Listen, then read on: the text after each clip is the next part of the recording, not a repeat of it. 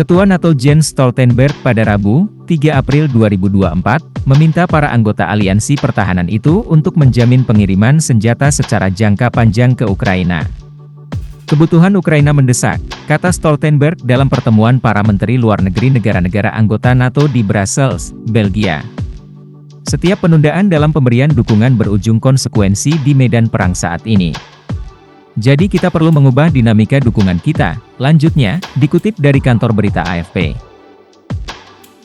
Kita harus memastikan bantuan keamanan yang dapat diandalkan dan dapat diprediksi untuk Ukraina dalam jangka panjang sehingga kita tidak terlalu bergantung pada kontribusi sukarela dan lebih banyak bergantung pada komitmen NATO, lebih sedikit bergantung pada tawaran jangka pendek, dan lebih banyak bergantung pada janji tahunan. Para diplomat dan pejabat mengatakan, Stoltenberg mengusulkan pengumpulan dana 100 miliar euro, 1,72 rupiah kuadriliun, untuk membantu mempersenjatai Ukraina dalam perang melawan Rusia.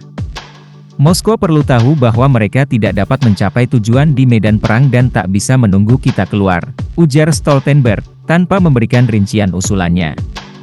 Para menlu NATO akan mengadakan pembicaraan awal tentang rencana 5 tahun tersebut dalam pertemuan 2 hari ini. NATO juga berupaya membentuk paket dukungan bagi Ukraina saat KTT pada Juli 2024 di Washington, Amerika Serikat.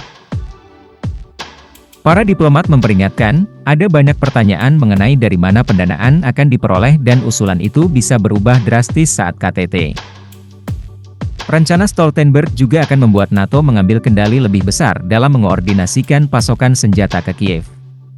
Menurut para pejabat, rencana ini dapat memastikan persenjataan tetap mengalir ke Ukraina terutama jika Donald Trump kembali menjabat Presiden AS pada November 2024. Rencana ini merupakan perubahan besar bagi aliansi militer Barat yang sejauh ini menolak mengirim senjata ke Ukraina karena khawatir akan menyeret NATO semakin dekat ke konflik dengan Rusia.